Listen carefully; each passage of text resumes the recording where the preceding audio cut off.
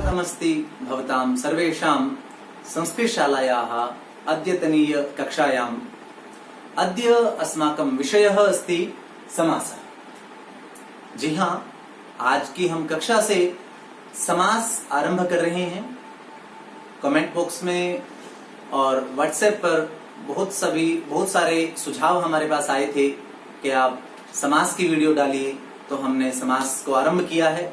तो चलिए शुरू करते हैं समास को, और हम आरंभ करते हैं कुछ वाक्यों से। उदाहरण रूपेण वाक्यानि पश्यामः वयं। मोहनः रमेशः रामः च गृहं गच्छन्ति। अब ये वाक्य लिखा हुआ है यहाँ पर। इस वाक्य को ही हम एक और तरह से लिख सकते हैं। कैसे? मोहन रमेश रामाः गृहं गच्छन्ति। यहां बदलाव क्या हुआ है? क्या आप अनुमान लगा सकते हैं? जी हाँ, यहां आप देखेंगे तो मोहन रमेश राम च गृहं गच्छन्ति, कुल मिलाकर 6 शब्द हैं, 6 पद हैं इस वाक्य में। और इस नीचे वाले वाक्य को देखें तो 1, 2 और 3 पद रह गए। हमने इन चारों पदों को मिलाया और इनकी जगह एक पद हमने लिख दिया है। अर्थात उन चारों पदों की जगह हमने उन्हें संक्षेप करके उनकी जगह एक पद लिख दिया है। ये बदलाव यहां पर हुआ। तो मित्रों, इस संक्षिप्तीकरण का नाम ही समास है। कहा भी जाता है समसनम संक्षिप्तीकरणम समास, अर्थात संक्षिप्त करना, उसे छोटा करना, पदों को छोटा करके लिखना समास कहलाता है। कुछ और वाक्यों की सहायता से देख लेते हैं एक बार। पिता शक्तिम अनतिक्रम्य बोधयति। दूसरी तरह से और कैसे लिख सकते हैं? पिता यथाशक्ति बोधयति। यहां हमने शक्तिम और अनतिक्रम्य इन 2 पदों को मिलाया और उनकी जगह एक पद हमने लिख दिया। तो यह थोड़ा संक्षिप्त हो गया इससे वाक्य। 4 की जगह 3 शब्द रह गए, 3 पद रह गए। अग्रिम वाक्य है कृष्णः वसुदेव पुत्रः अस्ति। कृष्णः वसुदेवस्य पुत्रः अस्ति। अब हमने यहां पर ये 3 शब्द थे, इसको हम थोड़ा सा इस तरीके से भी लिख सकते हैं। अब हमने इसमें बढ़ाकर लिख दिया, जहां पर वह एक ही शब्द था उसके 2 शब्द हमने करके लिख दिए। तो कहने का मतलब ये है कि समास एक तो अनिवार्यता नहीं होती है करना। समास करने वाले की, बोलने वाले की, लिखने वाले की इच्छा पर निर्भर करता है। और हमें अपने संस्कृत साहित्य में समासों का पर्याप्त प्रयोग मिलता है। संस्कृत अपने आप में एक सामासिक भाषा है। 2, 3, 4, 5, 10 इससे अधिक पदों का भी कवियों ने समस्त पद बनाया है और उसका वाक्यों में प्रयोग किया है। तो अब समास को और आगे जान लेते हैं। समास में क्या क्या समास की विशेषताएं हैं। समास में 2 महत्वपूर्ण बातें हैं, समस्त पद और विग्रह। समस्त पद और विग्रह। अब ये समस्त पद क्या है? जब हमने यहां पर मोहन रमेश रामाः, जब हमने इनको इकट्ठा करके लिख दिया है, समास करके लिख दिया है, तो जिस पद में समास है वो पद कहलाता है समस्त पद। तो यहां समस्त पद कौन सा है? मोहन रमेश रामाः। अग्रिम वाक्य को हम देखें तो यहां समस्त पद कौन सा होना चाहिए? हमने शक्तिम अनतिक्रम्य जो है वह, उसको इकट्ठा करके लिखा है यथाशक्ति। ये समस्त पद है। और अग्रिम वाक्य में देखें तो वसुदेव पुत्रः, ये समस्त पद है। दूसरी बात क्या है? दूसरी है विग्रह। देखिए, ये 2 बातें समास में सबसे ज्यादा महत्वपूर्ण है। अगर ये समझ में आ गई तो समझिए समास आधा समझ में आपके आ गया। समस्त पद अभी बताया, जिसमें समास है, जिसमें पदों को इकट्ठा किया गया है, वो कहलाता है समस्त पद। दूसरा है विग्रह। विग्रह का अर्थ है अलग अलग करना। विग्रह को देखते हैं। विग्रह का अर्थ है अलग अलग करना। अब यहां हमने देखा है कि मोहनः रमेशः रामः च। अब 3 शब्द हैं और तीनों अलग अलग हैं। तो ये 3 जब अलग अलग रहेंगे, शब्द और पद कोई भेद नहीं है। जब तीनों शब्द अलग अलग हैं तो हमने उन्हें कह दिया है विग्रह। तो ये है विग्रह पद। तो यहां पर नीचे भी हैं, शक्तिम अनतिक्रम में ये विग्रह पद हैं, और वसुदेवस्य पुत्र। तो मैं दोहरा रहा हूं, समस्त पद क्या है? जब शब्दों को, पदों को इकट्ठा करके रख दिया जाता है, जोड़ दिया जाता है, तो वह समस्त पद हो जाता है। और जब उन्हें अलग अलग किया जाता है तो वो विग्रह कहलाता है। बस सिर्फ इतनी सी बात। एक और बात आती है यहां पर, जो समस्त पद है, जब समास होगा कम से कम 2 शब्दों को जोड़ेंगे आप। 2 से कम शब्दों को तो जोड़ ही नहीं सकते। 2, 3, 4, 5, उससे अधिक शब्द भी हो सकते हैं। तो जब समास होगा तो कम से कम 2 शब्द तो जरूर होंगे। तो जब कम से कम 2 शब्द की बात आती है तो एक और टर्म आ जाती है यहां पर, पूर्व पद और उत्तर पद। ये पूर्व पद क्या है? पूर्व पद है पहले वाला पद, और उत्तर पद है बाद वाला पद।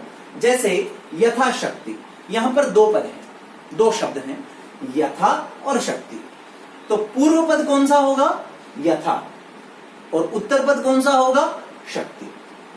ऐसे ही वसुदेव पुत्र में भी कितने शब्द हैं? 2। वसुदेव पुत्र। तो यहां पर पूर्व पद कौन सा होगा? वसुदेव। और उत्तर पद वो होगा बाद वाला पद पुत्र। तो पूर्व पद और उत्तर पद को भी हम ध्यान रखेंगे, क्योंकि इनका भी पारिभाषिक रूप से जानने के लिए, समझने के लिए आवश्यक है इनको जानना। अन्यथा आपके पास परीक्षा की दृष्टि से मैं कहूं, समझने की दृष्टि से कहूं, आपको समास में 2 ही बातें समझनी है। समस्त पद आएगा तो विग्रह बनाना पूछा जाएगा, विग्रह देंगे आपको तो समस्त पद बनाने के लिए कहा जाएगा। इतनी सी बात है। अब एक और बात आती है, क्योंकि समास में हमने देखा कि जोड़ रहे हैं हम, जोड़ने के लिए एक और आपने व्याकरण का नियम पढ़ा है जिसे हम कहते हैं संधि। अब आप कुछ विद्यार्थियों के मन में अब संशय आ रहा होगा कि संधि में भी जोड़ना था, समास में भी जोड़ना है, तो अंतर क्या है? तो अंतर भी आपको स्पष्ट कर देते हैं। संधि होती है वर्णों में, अक्षरों में, शब्दों में नहीं। समास होता है पदों में, शब्दों में, अक्षरों में, वर्णों में नहीं। जैसे संधि वर्णों में कैसे हो रही है? जैसे विद्या जमा आलय। अब जमा से पहले जो अक्षर है, जमा के बाद वाला जो अक्षर है, इन दोनों को मिलाया और बना दिया ये एक दीर्घ, यहां पर आ बन गया है, और मिलाया तो विद्यालय बन गया। लेकिन इसी का अगर आप विग्रह करेंगे इसको समस्त पद मानकर, तो फिर आप विद्या जमा आलय नहीं लिख सकते हैं। कई बार बच्चे परीक्षा में भी समास आया है उसे भी लिख देते हैं विद्या जमा आलय। नहीं, जब आपको विग्रह आप करेंगे तो आपको शब्दों में विभक्ति लगाकर अलग करना पड़ेगा। जैसे हमने विद्या को अलग तो किया, आलय को अलग किया, लेकिन विद्या में विभक्ति लगाई और विभक्ति स्वरूप याह जोड़ दिया, तो विद्यायाः आलयः विद्यालय। तो सिद्ध होता है कि संधि जो है वह वर्णों में है और समास जो है वह पदों या शब्दों में होता है। तो अब आगे बढ़ते हैं, हम समास के भेदों को देखते हैं। समास के मुख्य रूप से जो भेद हैं वो 4 भेद हैं। कौन कौन से भेद हैं वह? अव्ययीभाव समास, तत्पुरुष समास। अब तत्पुरुष समास के अपने आप में 2 मुख्य भेद हैं। प्रायशः कई जगह लिखा हुआ मिल जाता है कि समास के 6 भेद हैं। वो कर्मधारय और द्विगु को भी अलग भेद के रूप में गिन लेते हैं। मुख्यतः तो 4 हैं, अव्ययीभाव, तत्पुरुष, द्वंद्व और बहुव्रीहि। जो कर्मधारय और द्विगु समास हैं वो तत्पुरुष के ही 2 भेद हैं। तो आज हम पढ़ रहे हैं अव्ययीभाव समास को। अव्ययीभाव समास क्या है, क्या विशेषता है अव्ययीभाव समास की, वो आज हम यहां पर देख रहे हैं। अव्ययीभाव समास में पूर्व पद अव्यय होता है या उपसर्ग होता है। आप जानते हैं उपसर्ग कितने हैं संस्कृत में? 22 उपसर्ग। कौन कौन से गिनवाऊं आपको अभी? प्र, परा, अप, सम, अनु, अव, निस, निर, दुस, दुर, वी, आंग, नी, अधि, अपि, अति, सु, उत, अभि, प्रति, परि, उप। ये 22 उपसर्ग हैं। या तो इनमें से कुछ आपको मिलेगा आगे, या फिर कोई अव्यय शब्द जैसे यथा, तथा, प्रति। बहुत सारे अव्यय शब्द हैं, हमारी कक्षा हो चुकी है अव्यय पर, आपने वह देखी भी होगी। तो पहला जो पद है, पूर्व पद अभी बताया था यहां पर। पूर्व पद मतलब जो उस समस्त पद में जो पहला है वो पूर्व पद कहलाता है। तो पूर्व पद हमेशा या तो अव्यय होगा कोई, या कोई उपसर्ग होगा। एक बात। नंबर 2, प्रधानता जो है वो उस पूर्व पद की ही होगी। अब बात आती है प्रधानता से क्या मतलब है हमारा। प्रधानता का मतलब है कि जिससे अर्थ निकले। जैसे हमने कहा कि यथाशक्ति, तो शक्तिम अनतिक्रम्य, शक्ति का अतिक्रमण किए बिना, मतलब शक्ति के अनुसार।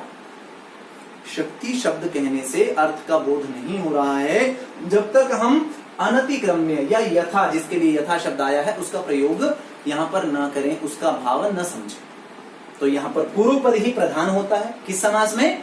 अव्यय भाव समास में। और इसके अतिरिक्त अव्यय भाव समास से युक्त जो समस्त पद है वो नपुंसक लिंग में ही होता है, हमेशा नपुंसक लिंग में ही होता है। उदाहरण देख लेते हैं कुछ। ये सारे उदाहरण हैं अव्यय भाव समास के, एक एक करके इनको देखेंगे। एक उदाहरण है निर्दोषम। निर्दोषम, निर्दोषम अर्थात दोषाणाम अभावः। अब अव्यय भाव समास में आपको समस्त पद और विग्रह कैसे बनाना है। आपने ये सब चीजें जान ली, समास क्या होता है, समस्त पद क्या है, विग्रह क्या है। अब दो ही बातें हैं आपके पास में, समस्त पद दिया तो विग्रह बनाना है, तो कैसे बनाना है। ये दे दिया है आपको निर्दोषम, समस्त पद है, तो करेंगे क्या आप? दो बातें हैं। कौन सा अव्यय उपसर्ग आया है? निर। तो निर को जो बदलाव होगा वो ध्यान रखना आपने, और वो बदलाव होके पीछे जाएगा। यहां समस्त पद में आगे है लेकिन विग्रह में पीछे जाएगा, और निर को क्या बदलाव हो जाएगा? अभावः। और दूसरा बदलाव, निर के साथ में जो विभक्ति लगेगी वो कौन सी विभक्ति है? वो है षष्ठी विभक्ति। दोष शब्द में षष्ठी विभक्ति बहुवचन लगाया तो बन गया दोषाणाम अभावः। ये हमें ध्यान रखना है। कुछ और उदाहरण देख लेते हैं हम यहां पर। जैसे अनुरथम, अनुरथम विग्रह करेंगे तो रथस्य पश्चात। तो अब आप यदि यहां पर देखें ध्यान से, तो कौन सा अव्यय या उपसर्ग आया है आगे? अनु। अनु एक उपसर्ग है। अब अनु दो अर्थों में प्रयोग होता है, दोनों ही यहां पर क्रमशः लिखे हुए हैं। अनु का एक अर्थ है पश्चात, तो जैसा आपको कहा, ये देखिए यहां पर पश्चात ये लिखा हुआ है, और अनु के योग में, अनु के साथ में जो दूसरा शब्द है उसमें विभक्ति कौन सी लगी है? षष्ठी। तो अनु शब्द जब आएगा तो अनु का अर्थ है पश्चात, वो पीछे चला गया। रथ शब्द में षष्ठी लगी तो बन गया रथस्य। तो विग्रह कैसे बन गया? रथस्य पश्चात। ऐसे ही अनुग्रामम क्या बनाएंगे आप? ग्रामस्य पश्चात। ऐसे ही अनुछात्रम, छात्रस्य पश्चात, क्योंकि अनु के जगह पर पश्चात आ गया, वो पीछे जुड़ता है, और छात्र में षष्ठी विभक्ति लगा दी हमने, तो इसमें षष्ठी विभक्ति लगी। अगला देखते हैं।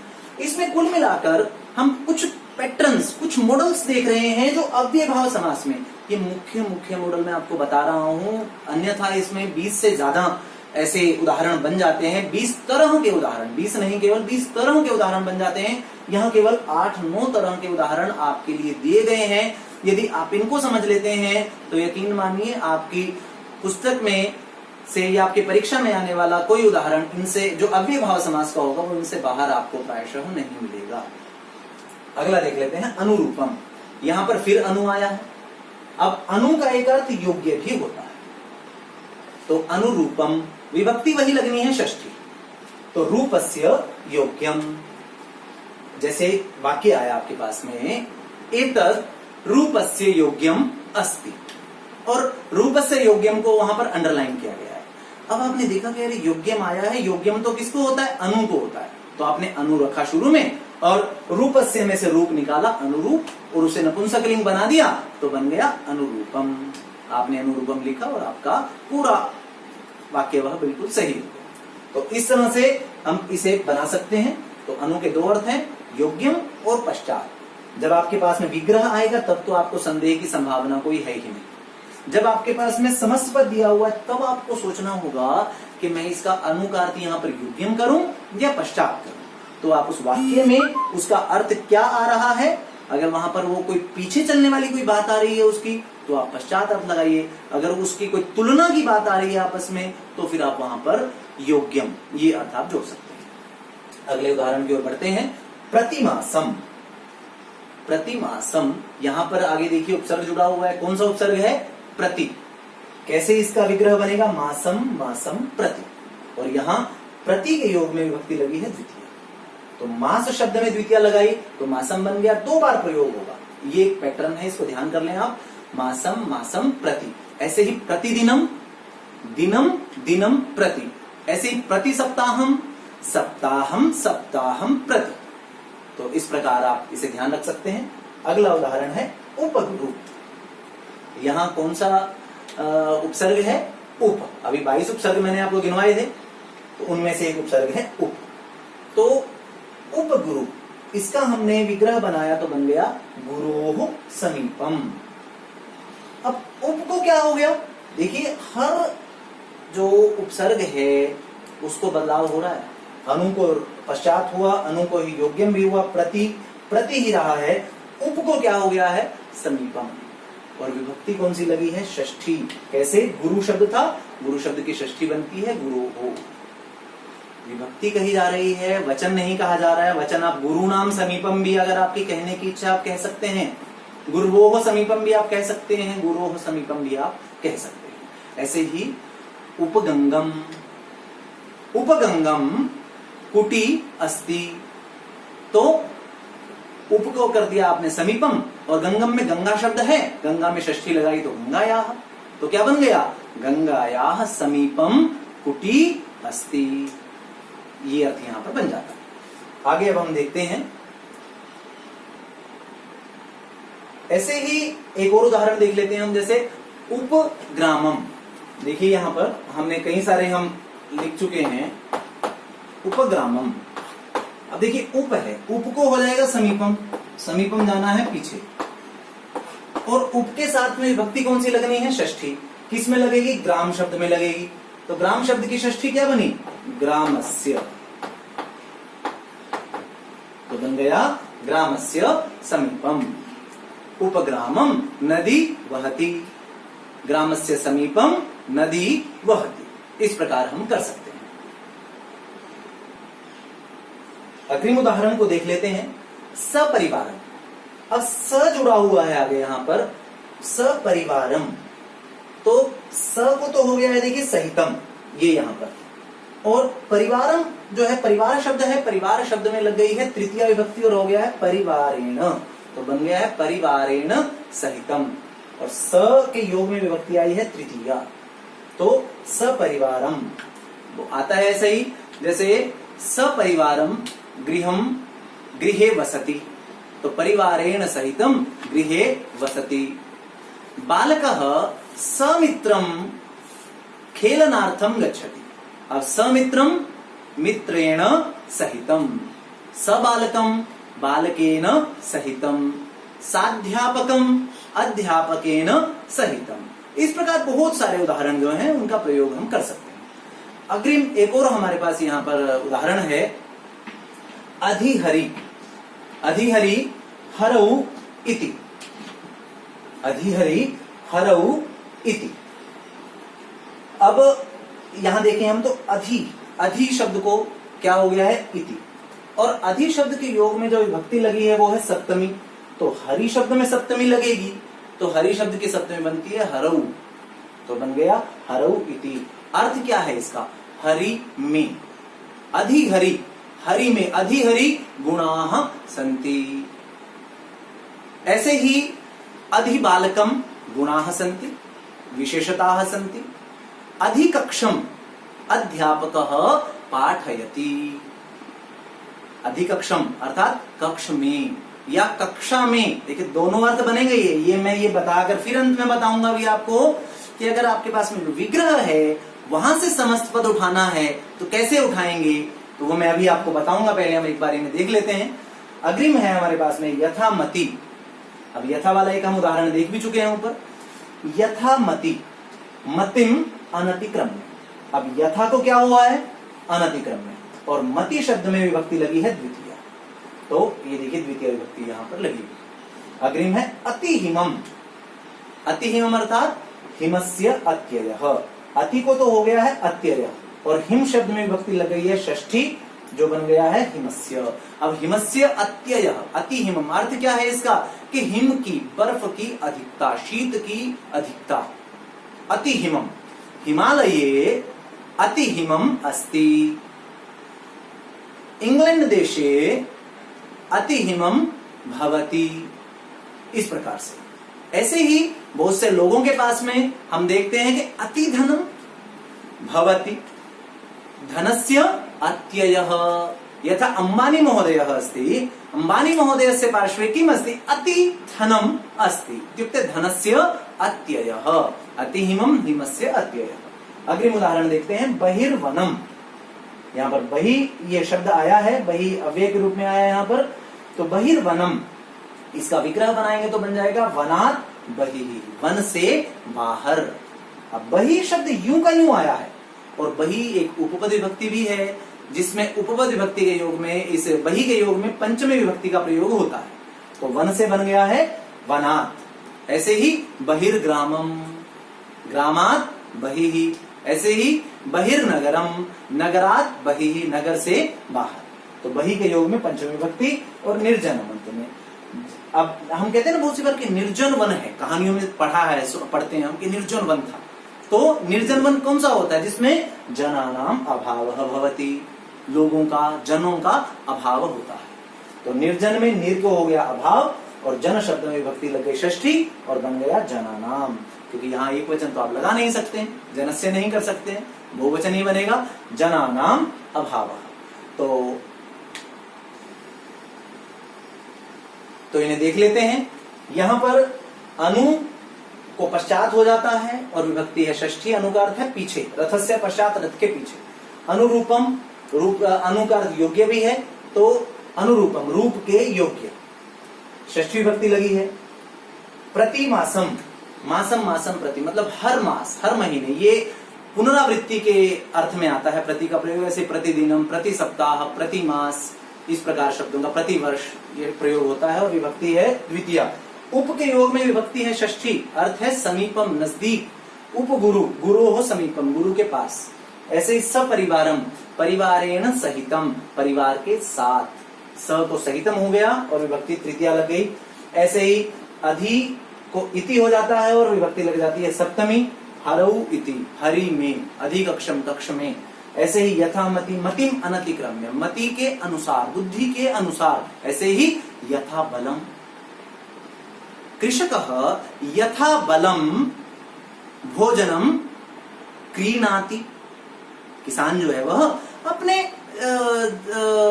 यथा धनम, अपने धन के अनुसार जो है वह कुछ भी जो वस्तुएं हैं वह खरीदता है, या व्यक्ति हर कोई ऐसा करता है। ऐसे ही यथा बलम, बलम बलम अनतिक्रम्य, यथा ज्ञानम, शिष्यः यथा ज्ञानम प्रश्नं पृच्छति, अहम यथा ज्ञानम पाठयामि।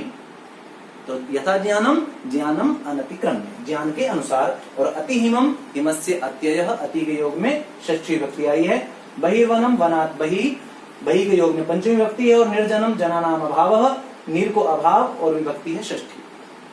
तो हमने जान लिया। देखिए 10 उदाहरण दिए हैं मैंने यहाँ पर आपको, 10 में से 5 ऐसी जगह जहां पर षष्ठी विभक्ति का प्रयोग होता है। देखिए कौन कौन सी है वह, अनु के साथ में, यहाँ भी अनु के साथ में, और उप के साथ में, और अति के साथ में, और निर के साथ में। उप, अनु, निर और अति, ये जो हैं देखिए इनके साथ में षष्ठी का प्रयोग हुआ है। तो केवल जो 5 बची हैं उनमें से 2 में द्वितीय का हुआ है।